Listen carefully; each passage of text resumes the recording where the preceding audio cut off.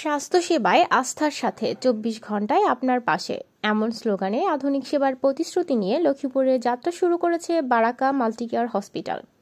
বৃহস্পতিবার সকালে ফিতা কেটে এই হাসপাতালের উদ্বোধন করা হয়। এতে প্রধান অতিথি ছিলেন বারাকা মাল্টিকেয়ার হসপিটালের ব্যবস্থাপনা পরিচালক ডাক্তার AKM আজাদ। এরপর দোয়া অনুষ্ঠানের আয়োজন করা হয়।